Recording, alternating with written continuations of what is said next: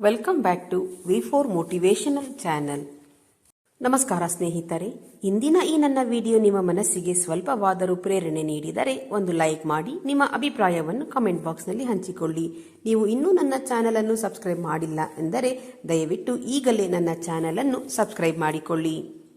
ನಾವು ಜೀವನದಲ್ಲಿ ಎಷ್ಟೋ ಸಲ ಕೆಲವರಿಂದ ಮೋಸ ಹೋಗಿರಬಹುದು, ಆದರೆ ಅದಕ್ಕೆ ಕಾರಣ ಅವರ ಬುದ್ಧಿವಂತಿಕೆ ಅಲ್ಲ, ನಾವು ಅವರ ಮೇಲೆ ಇಟ್ಟಿದ್ದ ಬಲವಾದ ನಂಬಿಕೆ. ಮನುಷ್ಯ ಬದುಕಿರುವಾಗಲೇ ಸಾಯುವ ಹಾಗೆ ಮಾಡುವ ಎರಡು ಬಲವಾದ ಆಯುಧಗಳು ಎಂದರೆ ಒಂದು ಅವಮಾನ, ಇನ್ನೊಂದು ಅನುಮಾನ. ತಪ್ಪು ಮಾಡುವಾಗ ಮನುಷ್ಯನಿಗೆ ಅರಿವಿರುವುದಿಲ್ಲ, ಆದರೆ ಮೋಸ ಮಾಡುವಾಗ ಅರಿವಿರುತ್ತದೆ. ಹಾಗಾಗಿ ತಪ್ಪನ್ನು ಮನ್ನಿಸಬಹುದೇ ಹೊರತು ಮೋಸವನ್ನಲ್ಲ.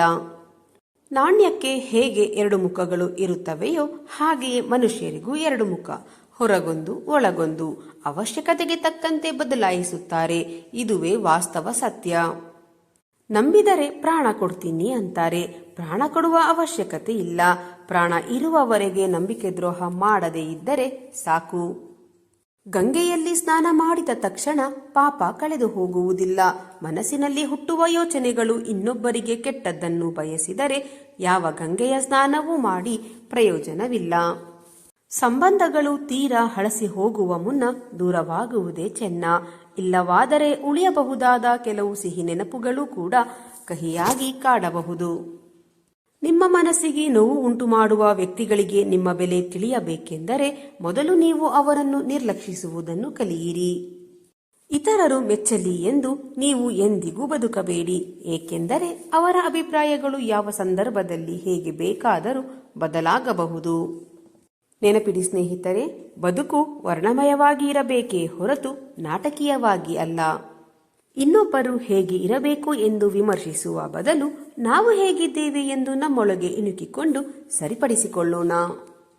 ಜೀವನದಲ್ಲಿ ಬರೆದಿಟ್ಟು ಜೀವನ ಮಾಡಲು ಯಾರಿಗೂ ಸಾಧ್ಯವಿಲ್ಲ, ಆದರೆ ಬರೆದಿಡುವಂತಹ ಜೀವನ ಮಾಡಲು ಖಂಡಿತ ಸಾಧ್ಯವಿದೆ. ದೊಡ್ಡ ದೊಡ್ಡ ಕನಸುಗಳನ್ನು ಕಾಣಿ, ಆ ಕನಸುಗಳನ್ನು ನನಸಾಗಿಸಲು ಪ್ರಾಮಾಣಿಕವಾಗಿ ಪ್ರಯತ್ನ ಪಡಿ.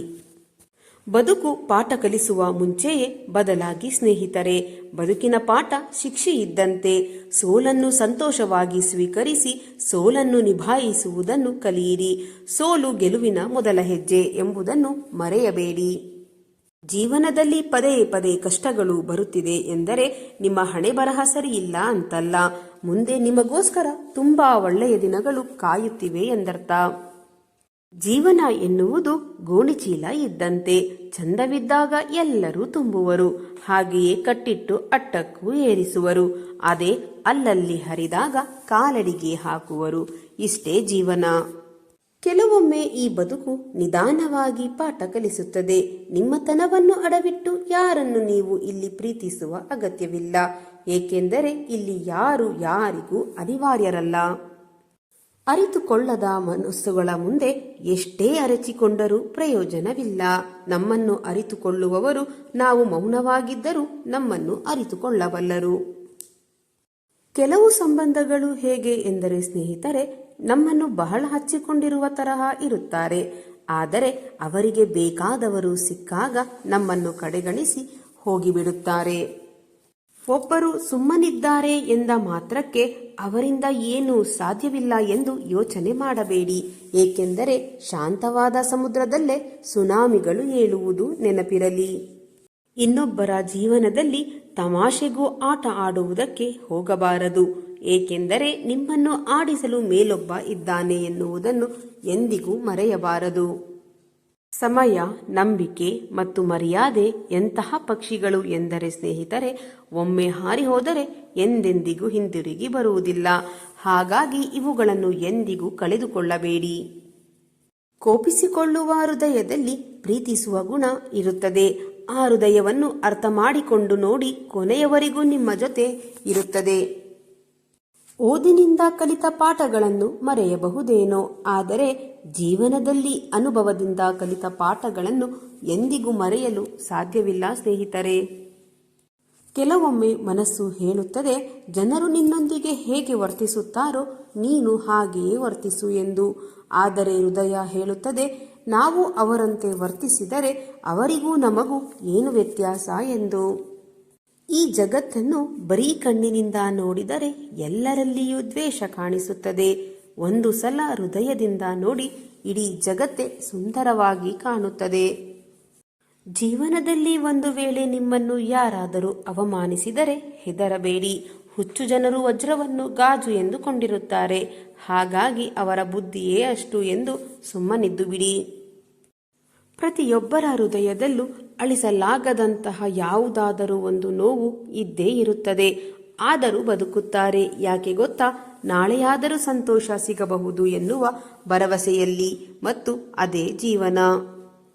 ಸಂತಸದ ಸಮಯದಲ್ಲಿ ಚಪ್ಪಾಳೆ ತಟ್ಟುವ 10 ಬೆರಳಿಗಿಂತ ದುಃಖದ ಸಮಯದಲ್ಲಿ ಕಣ್ಣೀರು ಒರೆಸುವ 1 ಬೆರಳು ಶ್ರೇಷ್ಠವಾದದ್ದು. ಈ ಸಮಯ ಮತ್ತು ಪರಿಸ್ಥಿತಿ ಯಾವ ಕ್ಷಣದಲ್ಲಾದರೂ ಬದಲಾಗಬಹುದು. ಆದ್ದರಿಂದ ಯಾರನ್ನು ಅವಮಾನ ಮಾಡಬೇಡಿ, ಯಾರಿಗೂ ಕೀಳಾಗಿ ನೋಡಬೇಡಿ. ನೀವು ಶಕ್ತಿಶಾಲಿ ಆಗಿರಬಹುದು, ಆದರೆ ಸಮಯ ನಿಮಗಿಂತ ಶಕ್ತಿಶಾಲಿ ಎಂಬುದನ್ನು ಎಂದಿಗೂ ಮರೆಯಬೇಡಿ. ನೆನಪಿರಲಿ. ನಿಮ್ಮ ಒಳ್ಳೆಯತನವನ್ನು ಸಾಬೀತುಪಡಿಸಲು ಪ್ರಯತ್ನ ಪಡಬೇಡಿ. ನಿಮ್ಮ ವ್ಯಕ್ತಿತ್ವ ವಿಶೇಷವಾಗಿದ್ದರೆ ಸಮಯವೇ ನಿಮ್ಮನ್ನು ಯೋಗ್ಯರನ್ನಾಗಿಸುತ್ತದೆ. ಜೀವನದಲ್ಲಿ ಎಂದಿಗೂ ನನ್ನಿಂದ ಏನೂ ಆಗುವುದಿಲ್ಲ ಎಂದು ಒಂಟಿಯಾಗಿ ಅಳುತ್ತಾ ಕುಳಿತರೆ ನಿಮಗೆ ನೀವೇ ಶತ್ರು. ನನ್ನಿಂದ ಎಲ್ಲವೂ ಸಾಧ್ಯ ಎಂದು ನಿಂತರೆ ನಿಮಗೆ ನೀವೇ ಮಿತ್ರ. ನೆನಪಿರಲಿ. ಹುಟ್ಟಿದವನು ಸಾಯಲೇಬೇಕು, ಸತ್ತವನು ಖಂಡಿತವಾಗಿಯೂ ಮತ್ತೆ ಹುಟ್ಟುತ್ತಾನೆ. ಆದ್ದರಿಂದ ಅನಿವಾರ್ಯವಾದ ನಿಮ್ಮ ಕರ್ತವ್ಯ ಪಾಲನೆಯಲ್ಲಿ ನೀವು ದುಃಖಿಸಬಾರದು. ನೀವು ಹೋಗುವ ದಾರಿಯನ್ನು ಬೇರೆಯವರಿಗೆ ಕೇಳಿ ತಿಳಿಯಬಹುದು, ಆದರೆ ಗುರಿ ಮಾತ್ರ ನಿಮ್ಮದೇ ಆಗಿರಬೇಕು. ಸಂಬಂಧಗಳಲ್ಲಿ ನಂಬಿಕೆ ಎನ್ನುವುದು ಒಂದು ಹಗ್ಗದ ರೀತಿ. ಅದು ಒಮ್ಮೆ ತುಂಡಾದರೆ ಗಂಟು ಹಾಕಬಹುದೇ ಹೊರತು ಮೊದಲಿನ ಹಾಗೆ ನೇರವಾಗಿ ಇರುವುದಿಲ್ಲ. ಗಂಟುಗಳಾಗಿಯೇ ಉಳಿದು ಬಿಡುತ್ತದೆ. ಮರದ ಮೇಲೆ ಕುಳಿತ ಪಕ್ಷಿಯು ಕೊಂಬೆ ಮುರಿದು ಬಿದ್ದರೂ ಭಯಪಡುವುದಿಲ್ಲ. ಏಕೆಂದರೆ ಅದು ನಂಬಿರುವುದು ತನ್ನ ರೆಕ್ಕೆಗಳ ಮೇಲಿನ ನಂಬಿಕೆಯೇ ಹೊರತು ಕೊಂಬೆಗಳನ್ನಲ್ಲ. ಹಾಗೆಯೇ ನಾವು ಸಾಮರ್ಥ್ಯದ ಮೇಲೆ ನಂಬಿಕೆ ಇಡಬೇಕು.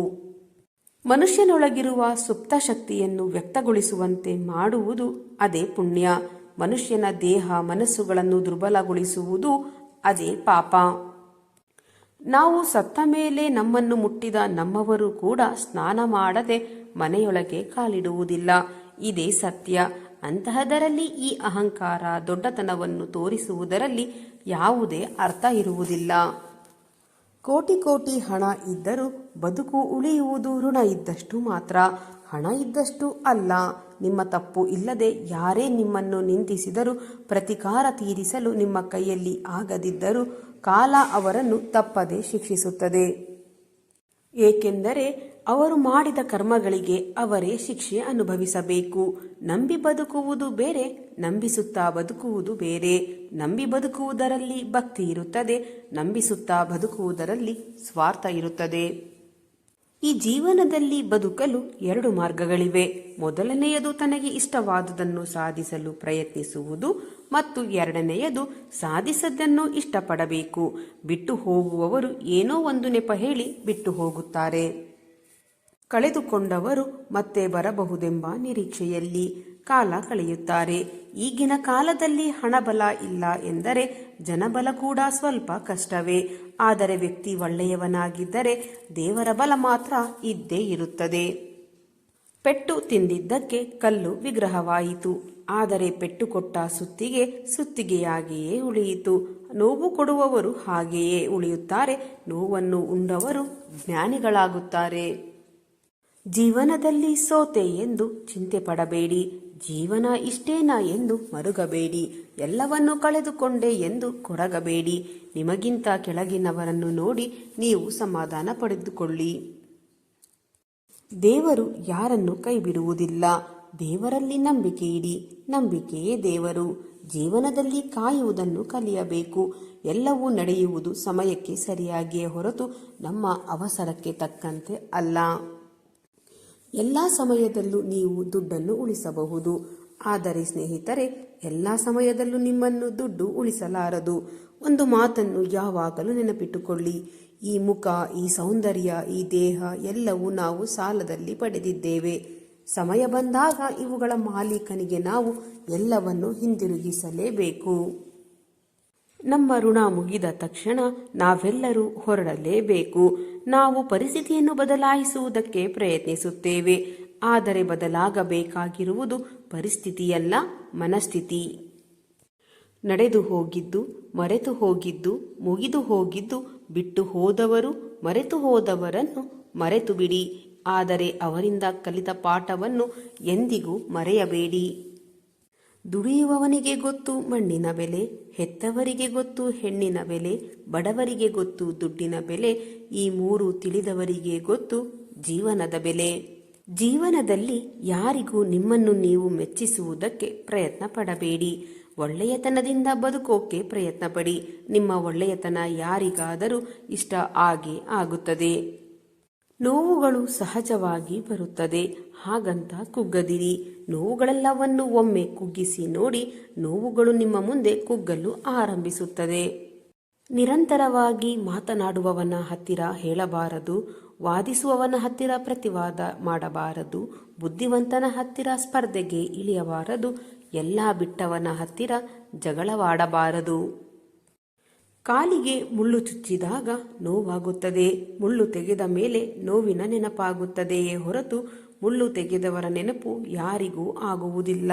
ಇದೇ ಜೀವನ. ಈ ಪ್ರಪಂಚದಲ್ಲಿ ಒಳ್ಳೆಯತನ ನಿಮ್ಮಲ್ಲಿ ಇದ್ದರೆ ಸಮಯ ಬಂದಾಗ ಮಾತ್ರ ಇನ್ನೊಬ್ಬರಿಗೆ ಖರ್ಚು ಮಾಡಿ. ಸಿಕ್ಕವರಿಗೆಲ್ಲ ನಿಮ್ಮ ಒಳ್ಳೆಯತನವನ್ನು ಖರ್ಚು ಮಾಡಿದರೆ ನಿಮಗೆ ನೋವು ಖಚಿತ.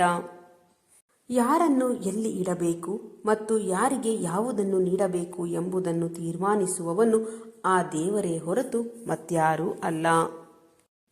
ಒಂದು ಕಾಗೆಗೆ ಏನಾದರೂ ಸಿಕ್ಕರೆ ಅದು ತನ್ನ ಬಳಗವನ್ನೆಲ್ಲ ಕರೆಯುತ್ತದೆ.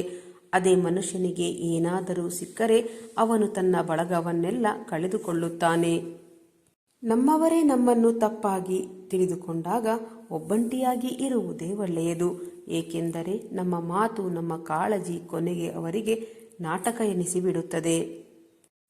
ನೇರವಾಗಿ ಮಾತನಾಡುವವರಿಗೆ ಶತ್ರುಗಳು ಜಾಸ್ತಿ, ಸುಳ್ಳು ಹೇಳುವವರಿಗೆ ಮಿತ್ರರು ಜಾಸ್ತಿ, ಸ್ವಾರ್ಥಕ್ಕಾಗಿ ಚಂದದ ಮಾತುಗಳನ್ನು ಆಡುವವರು ಜಾಸ್ತಿ, ನಿಸ್ವಾರ್ಥ ಮನಸ್ಸಿನವರಿಗೆ ನೋವು ಜಾಸ್ತಿ. ಜೀವನದಲ್ಲಿ ಯಾರೊಬ್ಬರಿಗಾಗಿಯೂ ಅಳಬೇಡಿ, ಅವರು ನಿಮ್ಮ ಕಣ್ಣೀರಿಗೆ ಯೋಗ್ಯರಲ್ಲ. ಯಾರು ನಿಮ್ಮ ಕಣ್ಣೀರಿಗೆ ಯೋಗ್ಯರೋ ಅವರು ನಿಮ್ಮನ್ನು ಅಳಲು ಬಿಡುವುದಿಲ್ಲ. ನಿಮ್ಮ ಜೀವನದಲ್ಲಿ ಯಾರು ನಿಮಗೆ ಸಹಾಯ ಮಾಡುತ್ತಿದ್ದಾರೆ ಅವರನ್ನು ಮರೆತು ಬಿಡಬೇಡಿ. ಯಾರು ನಿಮ್ಮನ್ನು ಪ್ರೀತಿಸುತ್ತಿದ್ದಾರೋ ಅವರನ್ನು ದ್ವೇಷಿಸಬೇಡಿ. ಯಾರು ನಿಮ್ಮನ್ನು ನಂಬುತ್ತಾರೋ ಅವರನ್ನು ಎಂದಿಗೂ ಮೋಸ ಮಾಡಬೇಡಿ. ಯಾವ ಒಬ್ಬ ವ್ಯಕ್ತಿ ಸಮಯಕ್ಕೆ ತಕ್ಕಂತೆ ನಂಬಿಸಿ ಮೋಸ ಮಾಡುತ್ತಾರೋ ಅಂಥವರಿಗೆ ಆ ಸಮಯವೇ ಒಂದು ದಿನ ತಕ್ಕ ಪಾಠ ಕಲಿಸುತ್ತದೆ. ಬಲವಂತವಾಗಿ ಜೀವನದಲ್ಲಿ ಯಾರನ್ನು ಉಳಿಸಿಕೊಳ್ಳಲು ಪ್ರಯತ್ನಿಸಬೇಡಿ. ಸ್ನೇಹ ಸಂಬಂಧ ಬೇಕೆನ್ನುವವರು ಕಾರಣವಿಲ್ಲದೇ ಇದ್ದರೂ ಸಹ ಜೊತೆಯಾಗಿ ಇರುವರು. ನಿಮ್ಮ ಮನಸ್ಸಿಗೆ ನೋವು ಮಾಡುವ ವ್ಯಕ್ತಿಗಳಿಗೆ ನಿಮ್ಮ ಬೆಲೆ ತಿಳಿಯಬೇಕೆಂದರೆ ಮೊದಲು ನೀವು ಅವರನ್ನು ನಿರ್ಲಕ್ಷಿಸುವುದನ್ನು ಕಲಿಯಿರಿ. ಕೊನೆಯದಾಗಿ ಸ್ನೇಹಿತರೆ, ಸಂಬಂಧಗಳು ತೀರಾ ಹಳಸಿ ಹೋಗುವ ಮುನ್ನ ದೂರವಾಗುವುದೇ ಚೆನ್ನ. ಇಲ್ಲವಾದರೆ ಉಳಿಯಬಹುದಾದ ಕೆಲವು ಸಿಹಿ ನೆನಪುಗಳು ಕೂಡ ಕಹಿಯಾಗಿ ಕಾಡಬಹುದು. ಮತ್ತೆ ಮುಂದಿನ ವಿಡಿಯೋದಲ್ಲಿ ಇದೇ ರೀತಿಯ ಹೊಸ ಮೋಟಿವೇಶನಲ್ ಮಾಹಿತಿಯೊಂದಿಗೆ ಭೇಟಿಯಾಗೋಣ. ಅಲ್ಲಿಯವರೆಗೆ ಸಕಾರಾತ್ಮಕವಾಗಿ ಯೋಚಿಸಿ ಸಂತೋಷವಾಗಿ ಬಾಳಿರಿ. ಧನ್ಯವಾದಗಳು.